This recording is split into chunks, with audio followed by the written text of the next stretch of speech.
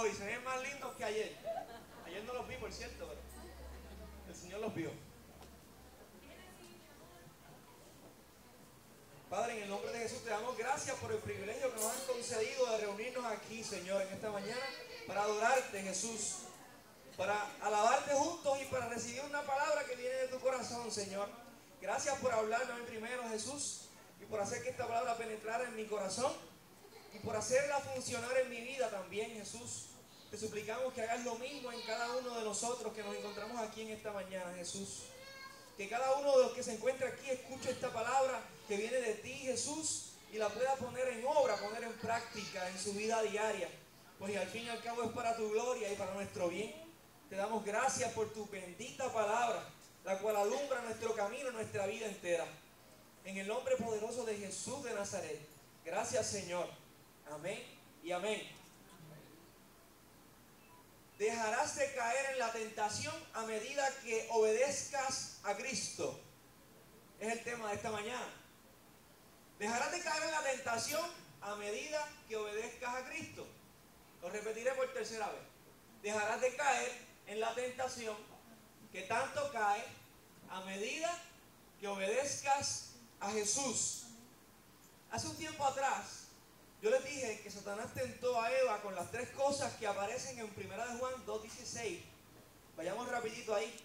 1 de Juan 2:16. Para que veamos cuáles son las tres cosas con que Satanás tentó a Eva.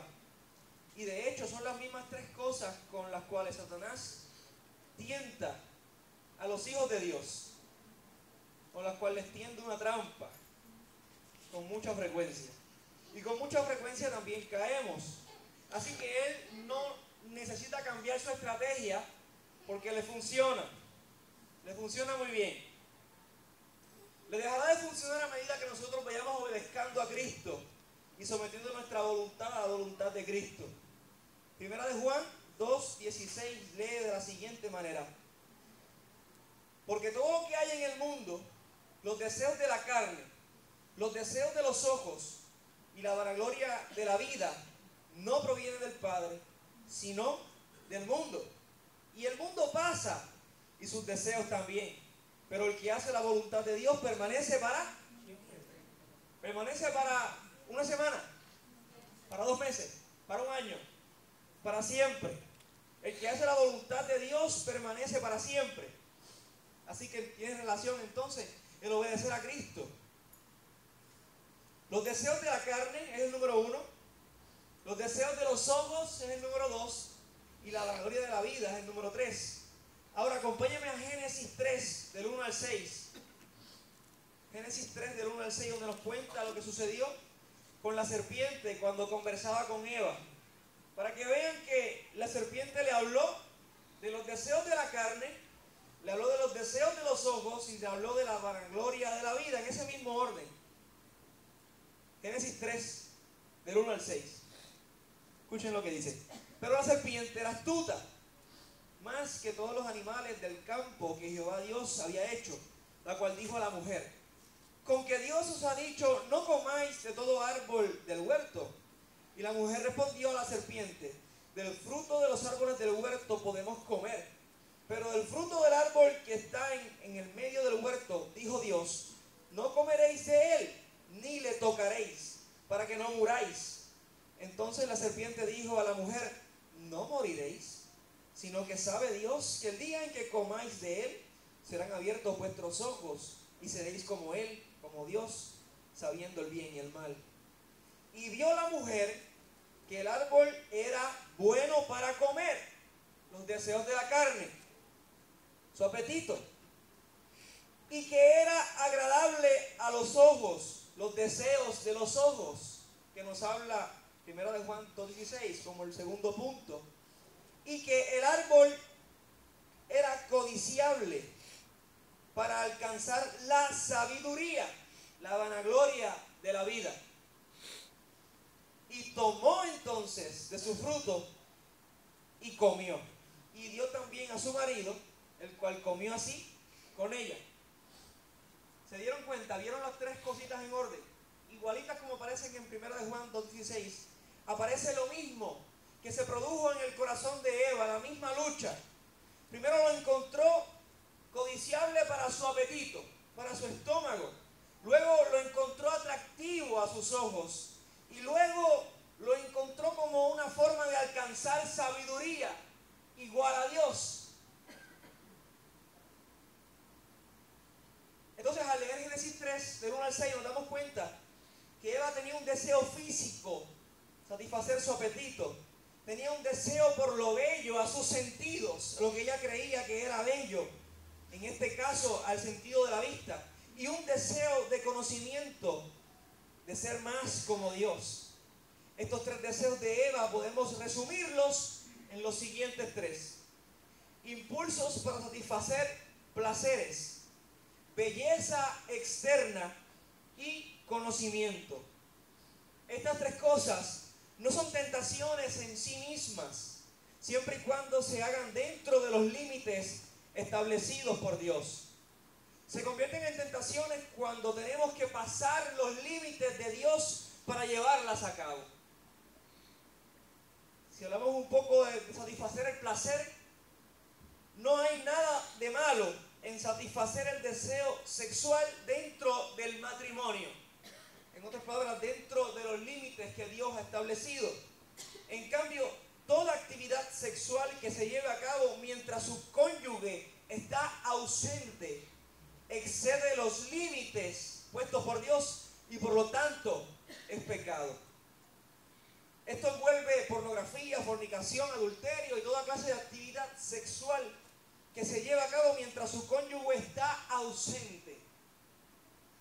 Usted traspasa los límites que Dios estableció y se convierte en tentación y se convierte en pecado.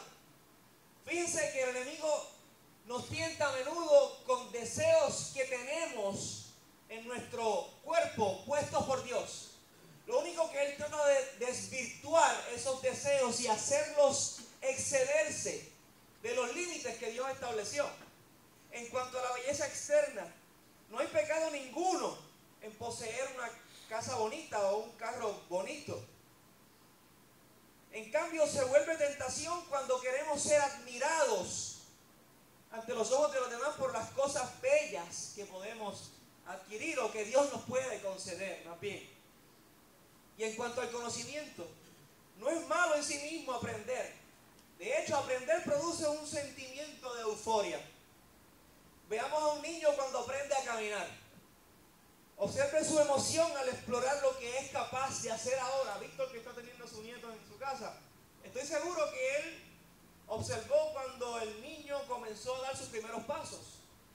Tal vez el día anterior lo vio gateando y al día siguiente lo vio dando sus primeros pasos. Llegó a la casa caminando y él se dio cuenta de la euforia que eso produjo en el niño, el entusiasmo. El aprender no es malo en sí mismo. Vemos la emoción de un niño cuando aprende a correr bicicleta sin las gomas a los lados. Papi, quítame las gomitas del lado que hoy sí que voy a aprender. Pero tiene miedo.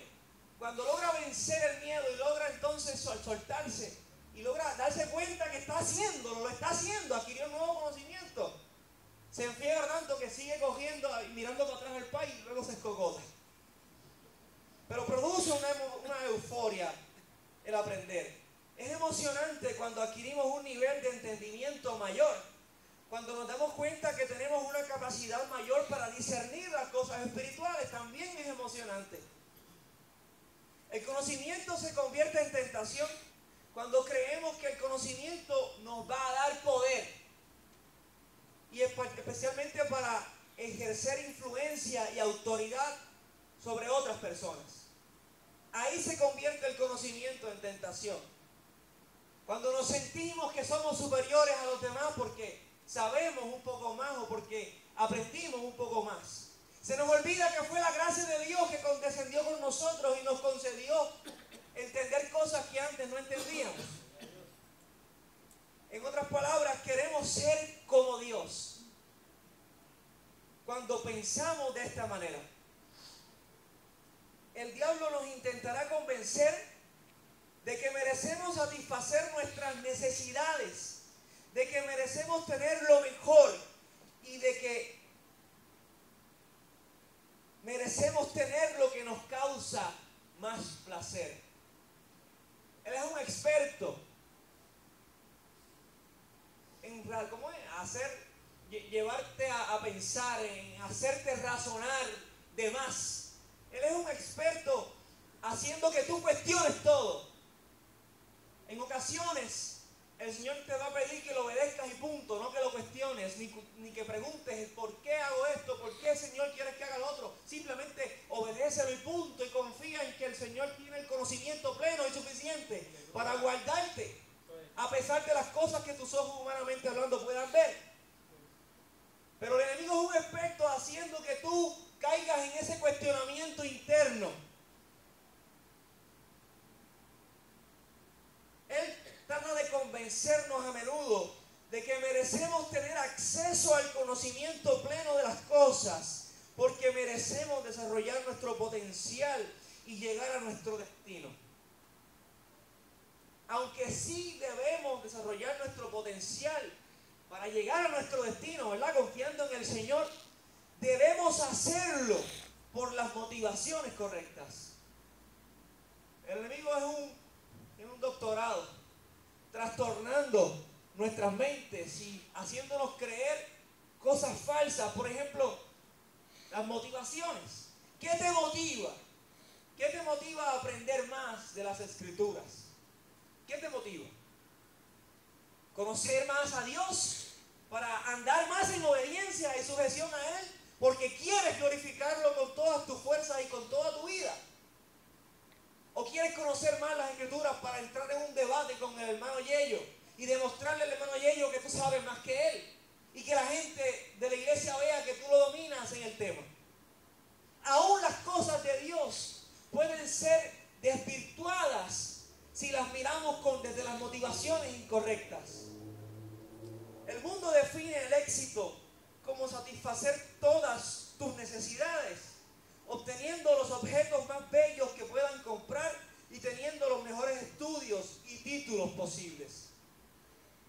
En muchas ocasiones, las tentaciones son dirigidas a los deseos que nos ha dado Dios y son seducciones para que satisfagamos de forma vil los deseos e impulsos que Dios nos ha dado. Podríamos hacer un paréntesis y hablar acerca de los deseos sexuales. Los matrimonios saben, conocen que tienen deseos sexuales, ¿cierto o falso? Y está permitido dentro de los parámetros divinos, pero el diablo intenta que nosotros satisfagamos los deseos sexuales de una forma vil, de una forma que no está permitida, de una forma que ofendemos a Dios si lo hacemos.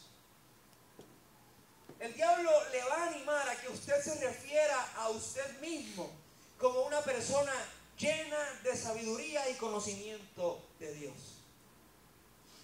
Con frecuencia vemos personas alabándose a sí mismos, cuando la Biblia enseña muy claro que dice: alábete el extraño y no tú mismo. En otras palabras, no te pares en ningún lugar a decir algo positivo de ti mismo. No resaltes ninguna cualidad de ti. Deja que eso lo haga otra persona. Y cuando otra persona lo haga, tú baja la cabeza y reconoce que fue Dios quien está obrando en tu vida. Y si no hubiera sido por Él, ese elogio de esa persona nunca hubiera llegado. Todo debemos ponerlo a los pies de Cristo.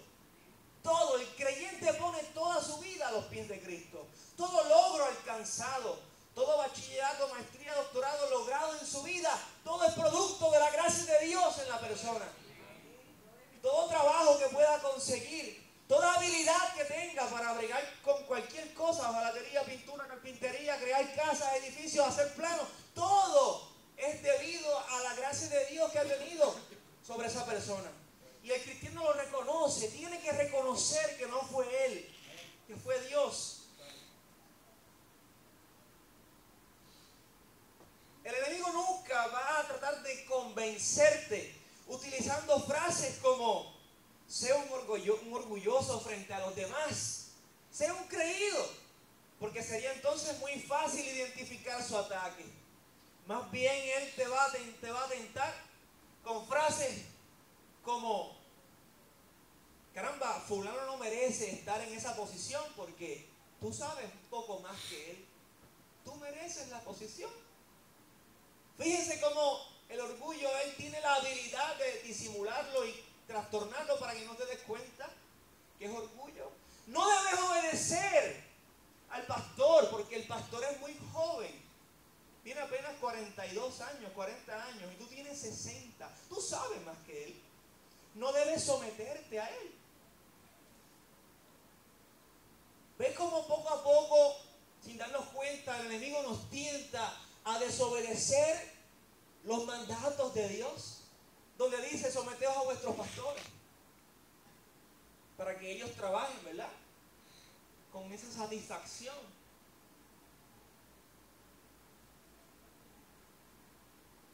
El diablo le diría a la esposa que no se siente apreciada totalmente por su esposo. ¿Sabes algo? Hay hombres que te aprecian mucho más de lo que te aprecia tu esposo. En tu trabajo ahí tienes un compañero que se pasa resaltando tus cualidades, mientras que tu esposo, tú llegas a tu casa y ni te saluda cuando entras por la puerta. Se queda pegado viendo el televisor. Ni te pregunta lo que hiciste en el día. Y poco a poco él va alimentando ese deseo que hay en nuestro interior. Hasta que cuando abrimos los ojos, estamos sumergidos en la tentación y luego se consume el pecado. Y luego que se consume el pecado, entonces da a luz la muerte. A lo mejor no tiene que ser ese el caso. El diablo puede traer a un hombre en la vida de esa esposa insatisfecha, a un hombre, ¿verdad?, que comience a apreciarla, que comience a valorizarla y a señalarle sus maravillosas cualidades. ¿Cuántos casos no existen de personas, de mujeres o de esposos también, ¿verdad? Sucede de las dos, de ambas partes. Cristianos, o por lo menos que se asisten regularmente a una iglesia, que se identifican con el nombre de Cristo. ¿Cuántos casos no hay donde Satanás desfila por enfrente de ese hombre, de esa mujer, una persona del sexo opuesto, donde le resalta las cualidades que esa persona tiene con frecuencia, hasta que poco a poco él tiene mucha paciencia? Él no tiene apuros en destruirnos.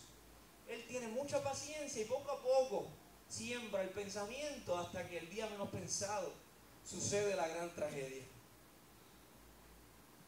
La mentira y engaño del diablo es hacerte creer que tú necesitas esto, que tú te lo mereces y que tú deberías dar los pasos para obtener lo que necesitas y mereces. Te hace ver una distorsión en tu mente acerca de las cosas que tú crees que son necesarias para ti y de las que crees merecer. Ustedes han escuchado personas: me casé con una mujer buena, y sale fulanito y dice, tú te lo merecías, tú te lo mereces. ¿Verdad que han escuchado eso? Ya era hora que te llegara porque tú te lo mereces. Dios tiene una forma perfecta de suplir nuestras necesidades y los deseos que Él mismo ha colocado en nosotros. Y también Él tiene un tiempo perfecto para suplir dichos deseos y necesidades. El diablo no logra hacernos tropezar para que queramos alcanzar deseos equivocados. Entonces tratará de que cometamos un error en cuanto al tiempo. Repito, si el diablo no logra hacernos tropezar para que queramos alcanzar deseos equivocados, entonces tratará por segundo plano de que cometamos la impaciencia en hacer las cosas fuera del tiempo establecido por Dios. Ya sea seduciéndonos para que, movidos por la desesperación, nos apresuremos, o invadidos por la pereza, nos quedemos estáticos. Acompáñenme a Éxodo 14:13. Éxodo 14:13 nos relata el momento en que Moisés sale de Egipto con el pueblo de Israel detrás, cuando Faraón lo dejó ir. Y luego nos relata cuando Faraón se molesta porque cayó en cuenta de lo que hizo, que los dejó ir, y manda a todo un ejército atrás del pueblo de Israel. Y cuando Moisés y el pueblo se dan cuenta que vienen por ahí los faraones, el faraón, perdón, con los soldados, le reclaman a Moisés. Y le dicen entonces, ¿para qué nos trajiste a morir aquí? Pudimos servirles a ellos en Egipto como esclavos y morir allá. Y tú nos sacaste de allá para morir ahora en el desierto. Y por ahí en adelante Moisés le da una orden al pueblo de Israel. Pero más adelante lo veremos. Vamos a leerlo rapidito. Éxodo 14:13 dice: y Moisés dijo al pueblo, no temáis, estad firmes y ved la salvación que Jehová hará hoy con vosotros, porque los egipcios que hoy habéis visto, nunca más para siempre lo veréis. 14 dice: Jehová peleará por vosotros y vosotros estaréis tranquilos. Existen cristianos que, invadidos por la pereza, utilizan frases como estoy esperando en Dios, o frases como no quiero adelantarme a Dios. Suena jocoso eso, pero eso es una falacia. Usted nunca se va a lograr adelantar a Dios. Mire, el decir eso me lleva a mí a pensar y a ver una ilustración. El Señor recostado sobre el hombro del arcángel Gabriel y diciéndole a Gabriel, chico, este tipo anda muy rápido y no me da tiempo a cogerlo, a alcanzarlo. Yo lo quiero bendecir, pero el tipo se bendice solo. Entonces, nos damos cuenta que ese comentario que hicimos de que no quiero adelantarme a Dios, realmente es una falacia. Es algo que intenta salir nuestro orgullo. Es como decir, yo pudiera adelantarme a Dios, pero no quiero. Yo pudiera hacer algo al respecto, pero prefiero esperar. Y en momentos cuando Dios nos dice, marchen, marchen, simplemente marchen, somos tentados por el enemigo a quedarnos en una zona de comodidad, estáticos, llenos de desconfianza a Dios, invadidos por el miedo al fracaso, a tal nivel que preferimos usar este tipo de frases y mantenernos en una zona segura. Les resumiré lo que dice ese capítulo. Faraón los deja ir. Faraón luego se arrepiente de haberlos puesto en libertad y activa todo un ejército para alcanzar a Moisés y al pueblo y matarlos. El pueblo ve la nube de arena que provoca el correr de los caballos del ejército de Faraón y entonces le reclaman a Moisés. Les dicen, Moisés se arma entonces de valor y les dice una palabra de fe. No temáis, estad firmes y ved la salvación que Jehová hará hoy con vosotros, porque los egipcios que hoy habéis visto, nunca más para siempre los veréis. Jehová peleará por vosotros y vosotros estaréis tranquilos. Eso fue una orden, lo que Moisés le dio al pueblo. Jehová peleará por vosotros y vosotros estaréis tranquilos. Me llama mucho la atención porque escuchamos las predicaciones de estos temas hasta ahí, hasta ese versículo. Jehová peleará por vosotros y vosotros estaréis tranquilos. Todo el mundo, ¡aleluya! No va a hacer nada, no tengo que hacer nada. El Señor va a hacer todo por mí. Chévere. Se escucha bonito, ¿verdad? Y es cierto. Él va a pelear por nosotros, ¿verdad? Y peleó por ellos. Pero miren el versículo siguiente. Entonces Jehová dijo a Moisés, ¿por qué clamas a mí, cabezón? Le añadiría yo. Di a los hijos de Israel que marchen, que se muevan. Entonces, Dios mío, si Él va a abrir el mar, Sí, Él los va a mantener abiertos mientras el pueblo pasa. Sí, Él va a enviar su ángel para que vaya en pos del pueblo de Israel. Y sí, la columna de nube que iba delante de ellos ahora irá detrás de ellos para que los egipcios estén en tinieblas. Sí, Jehová alumbrará a Israel en toda la noche. Y en toda la noche los egipcios no se acercarán al pueblo de Israel. Pero el pueblo tiene que obedecer la orden de Dios de marchar. Marchen, marchen, marchen por lo más que quieran. Sí, Dios va a libertar. Sí, Dios va a matar a los enemigos. Sí, Dios los va a mantener en tinieblas y a nosotros alumbrándonos. Pero tenemos que marchar. No podemos quedarnos estáticos. Me pregunto yo, ¿qué hubiera sucedido si se hubieran quedado allí, frente al mar? Y Moisés no hubiera obedecido la voz de Dios cuando le dijo, pon tu vara en el mar y ábrelo. Lo leemos así. Así está escrito. Dice, tú alza tu vara y extiende tu mano sobre el mar y divídelo. ¡Wow! ¡Qué palabra! Obviamente sabemos que lo dividió por el poder de Dios. Fue el poder de Dios realmente quien dividió el mar. Pero fue un acto de obediencia el de Moisés. Creerle a Dios en que Dios tenía la capacidad para abrir el mar. Me imagino que Moisés nunca antes había visto una hazaña así, ¿verdad? En un estudio bíblico hace un par de martes atrás dijimos que la fe obra grandes hazañas. Y es precisamente eso lo que aconteció allí. Moisés creyó que Dios tenía el poder para abrir el mar a medida que él obedeciera la voz de Dios. Y eso es lo mismo que Jesús dice en el Nuevo Testamento. Mis ovejas, las mías no, las que no son mías no, las mías escuchan mi voz y me conocen y me siguen. Me siguen.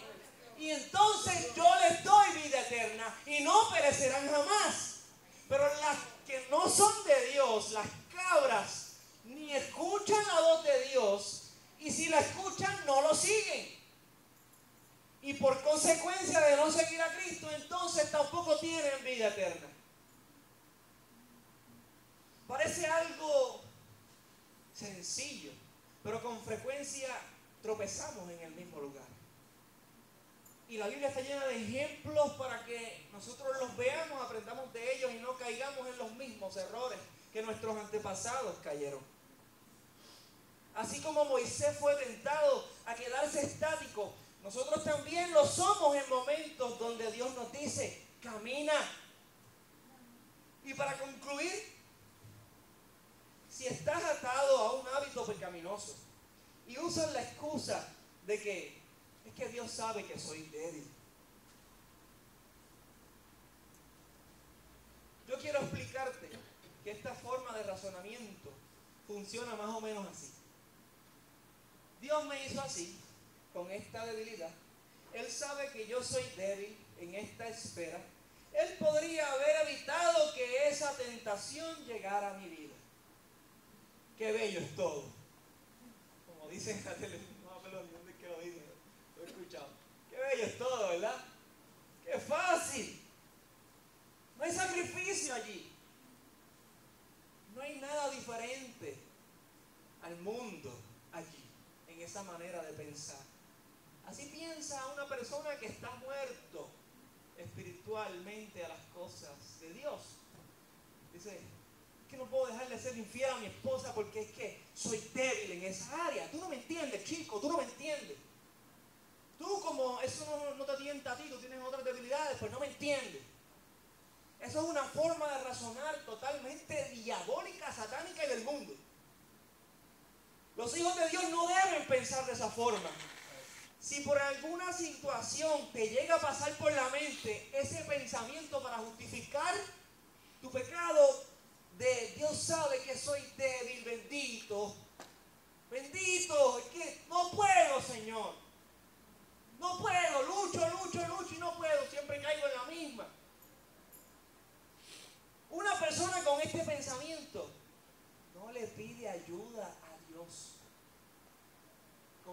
frecuencia nosotros, cristianos, cuando tenemos un hábito pecaminoso, porque existe, ¿no? A veces existe, se da el caso. Con frecuencia, cuando decimos y justificamos nuestro pecado con que soy débil, es porque nunca le pedimos ayuda a Dios. Y eso usted lo sabe. Usted lo sabe, no tengo que tratar de convencerlo. Cuando usted se ha encontrado frente a una piedra, usted lucha, sí lucha. Sí, en su corazón hay una pelea y usted sabe que está mal y usted quisiera dejar de hacerlo, pero no lo hace. Cuando usted llega al punto de entrar en su razonamiento y justificarse para seguir haciéndolo, es porque usted nunca le oró a Dios para pedirle ayuda. Todos tenemos debilidades. Todos. El tenerlas no son excusas para pecar, sino son razones para buscar ayuda en Dios. Mientras más usted se sienta tentado, más usted tiene que correr a la presencia de Cristo por ayuda. Es precisamente en el momento más vulnerable que tenemos que buscar con más esfuerzo la dependencia de Dios. Dios no busca el más inteligente. Dios no busca el que más tenga dinero. Dios no busca el que se crea la gran cosa. Dios busca un hombre y una mujer que dependan de Él. Un hombre y una mujer que aunque lo tengan todo materialmente hablando, dependan de Dios. Un hombre y una mujer que aunque tenga el don de enseñar o el don de sanidad, reconozca que vino de parte de Dios y dependa de Dios.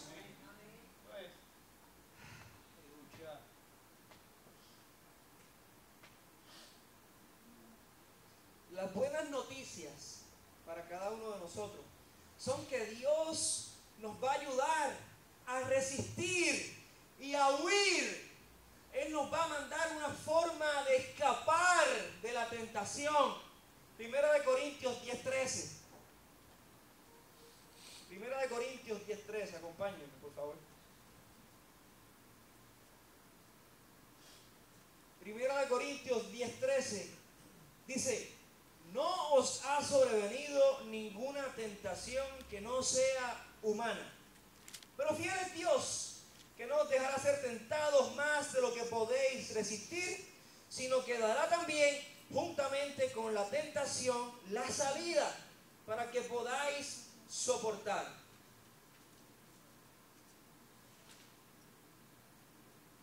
Dios es fiel.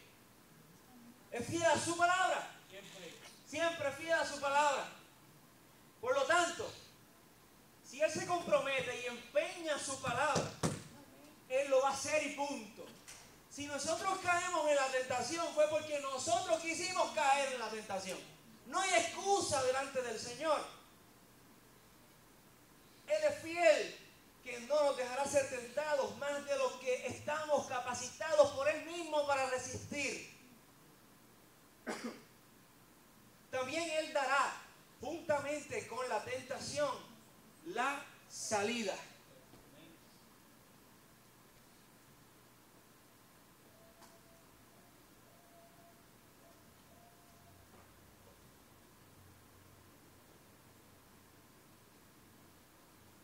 Estamos acabando.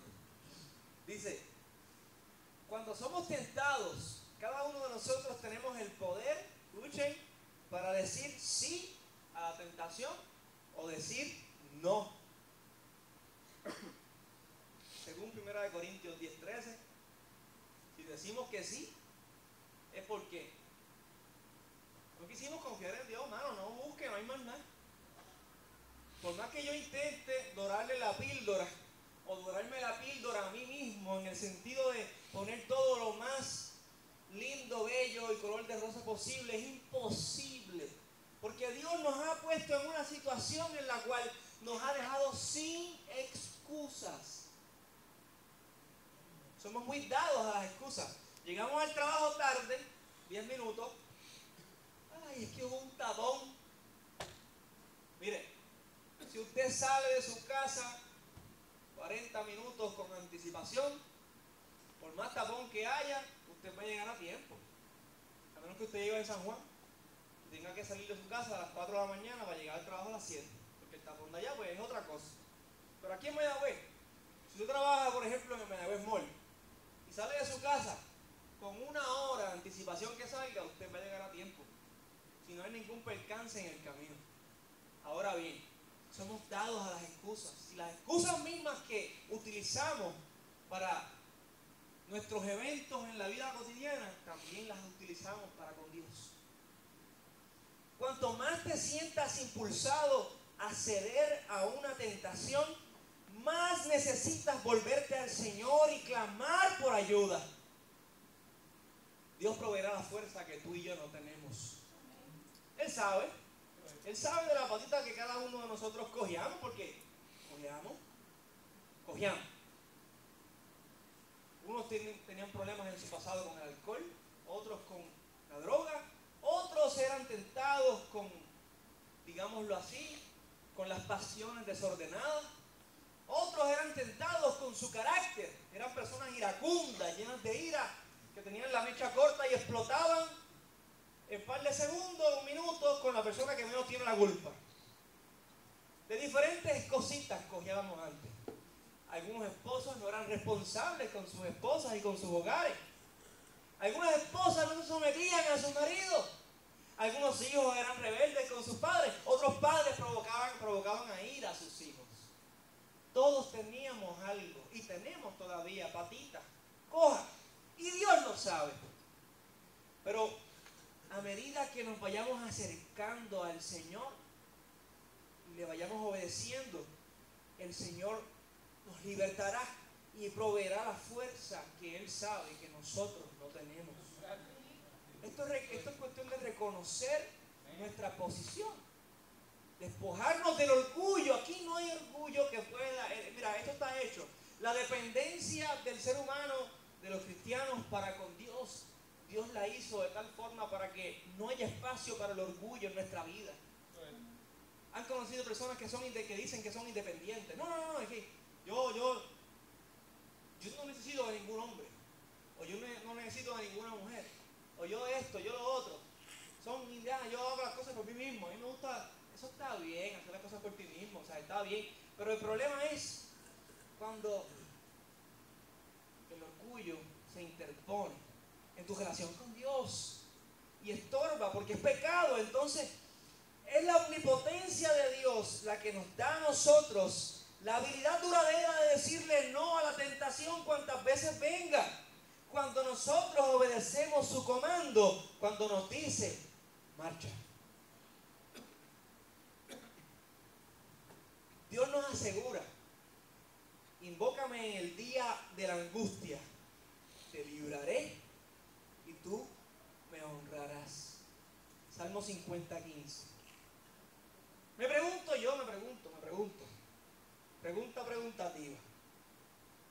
¿Podemos ser librados de una tentación si cuando nos encontramos sumergidos en ella no invocamos a Dios en el momento de la angustia? Quizás una vez usted pueda resistir, quizás. Pero en algo que nos hace caer constantemente, podremos resistir si no invocamos la ayuda del Dios Todopoderoso. No, seamos sinceros, ¿no? Mire,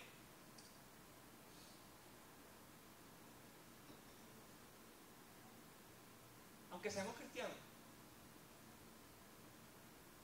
la razón por la cual muchos cristianos no han caído en adulterio es por dos cosas. Número uno, porque Dios lo ha guardado.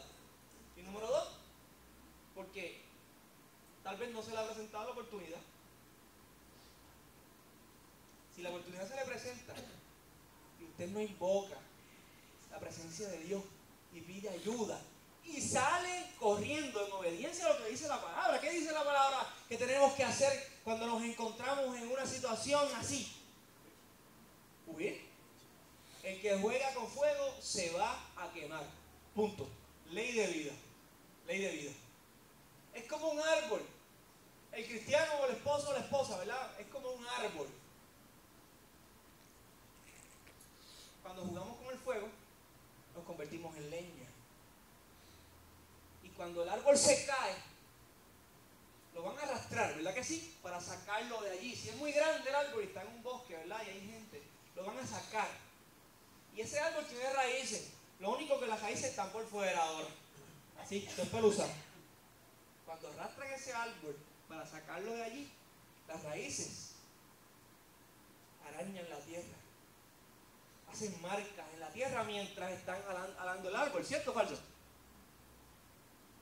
¿Qué simboliza eso?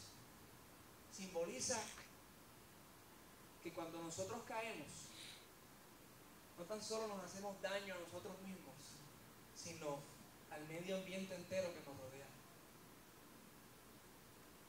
Nuestras raíces pueden hacerle daño a nuestra esposa, a nuestro esposo, a nuestros hijos. Se destruye un hogar.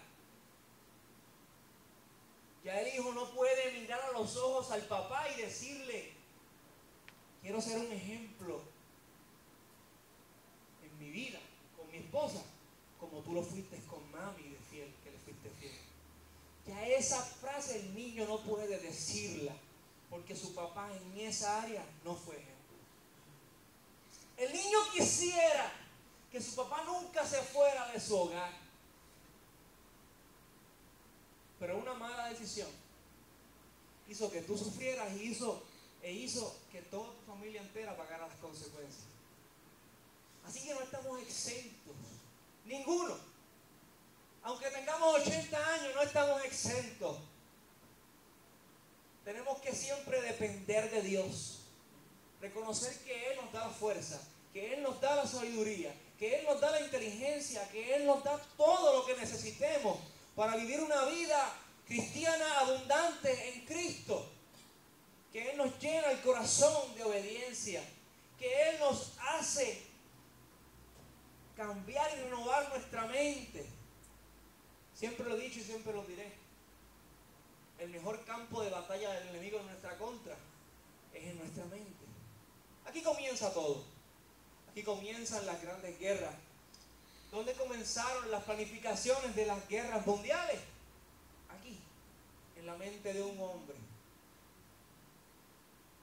¿Dónde comenzó todo lo que hizo Adolfo Hitler? Aquí, en su mente. Su deseo fue creciendo hasta que llegó el punto en su vida que lo hizo, lo llevó a cabo.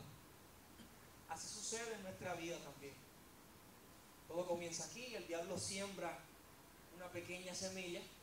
Él tiene mucho tiempo, no le importa el tiempo que él se demore en echarle agua a la semilla que depositó aquí, en ir a verificar cada día, a ver cómo está, si está creciendo, si le salió una hojita por el lado, a echarle abono. No tiene apuro. Si logra hacer que esa semilla que depositó en tu mente germine, desobedeciste a Dios. Desobedeciste a Dios, vas a pagar el precio, tu familia va a pagar el precio, el cuerpo de Cristo va a pagar el precio. La iglesia en general se afecta. Así que, para concluir, yo quisiera orar. No lo voy a hacer de manera pública, ¿verdad? Porque nadie aquí se quiere enterar de nadie, de la situación en particular de nadie. Ese no es el propósito. El propósito es que si hay personas aquí que tienen problemas con adicciones, ya sea a lo que sea, incluyendo la pornografía, que se ponga de acuerdo, que toda la iglesia se ponga de acuerdo conmigo en la oración que vamos a hacer para pedirle ayuda a Dios, porque Dios es el único que puede libertarnos de cualquier práctica pecaminosa. Si usted conoce un poquito de la palabra, si usted tiene una práctica pecaminosa, yo sé que usted se ha preguntado 1.000.000 de veces: tu palabra dice que el que practica el pecado es del diablo. Entonces quiere decir que yo soy del diablo. Sin embargo, si usted ha sentido en su mente y en su corazón la más mínima intención de luchar en contra de esa adicción, es una garantía de que usted no es del diablo nada. de que usted es de Cristo. Porque los que son del diablo no les importa luchar contra el pecado, porque son del diablo. Pero los que son de Cristo sienten una necesidad en su interior de hacerle la guerra al pecado que mora en sus miembros. Así que déjese de razonamiento. Si usted ha pensado eso, ponga su mente en línea con la palabra de Dios y decida hoy empezar a honrar a Cristo. Y dejará usted de caer en la tentación a medida en que obedezca a Cristo. Antes de concluir, quiero decir que ustedes han escuchado 1.000.000 de veces esa frase de evangelistas, mayormente, que dicen: hoy es el día de tu salvación, ¿verdad? Yo lo apunté por aquí. Yo creo que eso está en 2 de Corintios.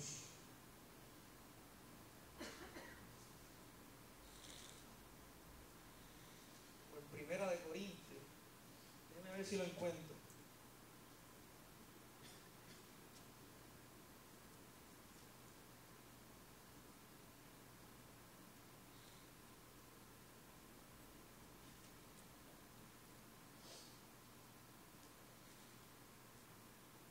No lo encuentro ahora mismo por aquí, pero estaba en 1 de Corintios o en 2 de Corintios. La cosa es que las nuevas versiones, de ahora, ¿verdad? Las nuevas, dicen: hoy es el día de tu salvación. Pero las viejas versiones, incluyendo la Reina Valera del 60, que es la que la mayoría de nosotros tenemos, no dice: hoy es el día de tu salvación. Dice: ahora es el día. Porque les pregunto yo, si yo les digo a ustedes: hoy es el día, ustedes ven un sentido de urgencia ahí, cierto sentido de urgencia. Pero si yo les digo a ustedes: ahora es la oportunidad que ustedes tienen, entonces ustedes se dan cuenta que hay una urgencia por hacer las cosas, obedecer a Dios ahora, en el hoy. O es que cuando ustedes han visto a una persona que se está ahogando en una piscina o en el mar, no sé, ustedes ven que entre la desesperación de salir a flote y de hundirse, logran sacar la cabeza un poco y dicen: ¡auxilio! ¡Ayúdenme! ¡Hoy! Necesito que hoy me ayuden. O dice: ¡auxilio que me ahogo! ¡Ayúdenme ahora, por favor! ¿Es ahora o nunca? ¿Es ahora o nunca? Pues entonces nosotros también tenemos el mismo sentido de urgencia, de obedecer a Dios ahora, hoy, en el día que Dios ha provisto para nosotros. No podemos seguir postergando más la tentación. No podemos seguir postergando más los hábitos pecaminosos. Tenemos que hacerle la guerra hoy y comenzar a obedecer a Dios, y a medida que lo obedezcamos, Él entonces nos librará de la tentación, así como libró al pueblo de Israel cuando marcharon en obediencia al comando de Dios, y Dios hizo todo lo que hizo. Así que concluimos con esa oración. Siento la necesidad en mi corazón urgente de orar por ese tipo de personas que tienen problemas con adicciones, ya sea la pornografía. La pornografía es un enemigo silencioso en las congregaciones y en el mundo entero. La pornografía ha alcanzado unas ventas multimillonarias. Está accesible a un niño de 6, 7 años a través del internet o de un celular. La pornografía destruye la mente del hombre o de la mujer que la ve, que la consume. Provoca un deseo en su espíritu de satisfacer un placer de una forma vil, en la cual traspasa los límites de Dios. Y no solo eso, sino que provoca un deseo de consumir más. Es una droga, como cualquier otra. Luego de eso, cuando usted es cristiano, si usted lo practica, o cristiana y usted lo practica, usted se va a sentir sumamente sucio delante de la presencia del Señor. Dios le va a inquietar a usted para que usted vaya a los pies de Cristo y pida perdón, y siga hacia adelante y luche otra vez en contra de eso. Pero el enemigo va a usar esa ocasión para destruirlo a usted moralmente. y provocar que usted no se sienta con la libertad tan siquiera de adorar al Señor libremente.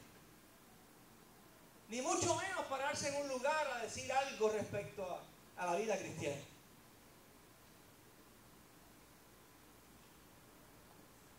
Ninguno de aquí estamos exentos a eso. Ninguno. Así que como he sentido la urgencia en mi corazón por hacer eso, de hecho el mensaje abarca en gran parte ese tema y todos los demás que mencioné, claro está. Las situaciones pueden ser diferentes y de diferentes maneras, pero siento la necesidad de orar por eso en particular. Así que como no le voy a pedir a nadie que levante la mano, y como yo sé que nadie la va a levantar, y esa no es la intención, entonces le voy a pedir que todos cerremos nuestros ojos y todos nos pongamos en comunión y todos nos pongamos de acuerdo para que Dios opere en nosotros y venza nuestras tinieblas con su luz. Padre, en el nombre poderoso de Jesús de Nazaret, te damos gracias por tu palabra. Te damos gracias por tu palabra llena de gracia y de verdad. Gracias por la palabra con la cual nos confrontas, Señor, con la cual nos confrontas nuestro pecado y confrontas nuestra manera de vivir y nos hace saber que no podemos seguir en la misma condición, que tiene que haber un cambio en nuestra vida radical y hacernos saber que tú eres el único que puedas producir ese cambio en nuestra vida, Señor Jesús. Que solo tenemos que obedecerte, marchar y caminar en pos de tu mandato, Jesús. Y que tú entonces te encargarás de destruir los enemigos que son más fuertes que nosotros. Pero confiamos en ti, Señor, porque tú no nos has dado ninguna tentación que sea más fuerte de lo que podamos resistir. Y juntamente con la tentación tú nos has dado la salida, Señor. De manera que tú eres fiel y podemos ir a tu presencia confiadamente, sabiendo que si hacemos lo correcto delante de ti, tú nos sacarás, Señor. Tú nos libertarás, Señor. Y seremos verdaderamente libres. Te pedimos, Señor, por estas personas que se encuentran en este estado, en esta condición. Tú conoces las luchas mentales que han tenido. Conoces los sentimientos de culpa en sus corazones. Conoces los sentimientos de hipocresía delante de ti. Se sienten sucios e hipócritas, Señor. Pero tú también ofreces un método para limpiarnos del pecado. Y tú prometes, Señor, levantarnos del polvo y hacernos nuevas criaturas. Pero lo único que pides de nosotros es un tipo obediente, una mujer obediente, un joven obediente, una joven obediente a tu palabra. Te suplicamos que hagas una obra poderosa en nosotros, Señor, a medida que vayamos cediendo nuestra voluntad y entregándotela a ti, Señor Jesús. Te damos las gracias porque podemos confiar en tu omnipotencia para hacer todas estas cosas y vencer en nosotros lo que para nosotros es muy difícil o imposible. Gracias por la seguridad que tú nos ofreces, Dios. Y permite que podamos tener un encuentro contigo sobrenatural si no lo hemos tenido, en el cual tú transformes nuestra vida para siempre y comiences un cambio en nuestro corazón y en nuestra mente, el cual producirá, Señor, toda nuestra vida. En el nombre poderoso de Jesús de Nazaret, te damos las gracias, Señor, por lo que tú has hecho, por lo que tú estás haciendo hoy y por lo que tú harás mañana. En el nombre de Jesús, amén y amén. Dios les cuide, iglesia. Dios les cuide. Dios les cuide.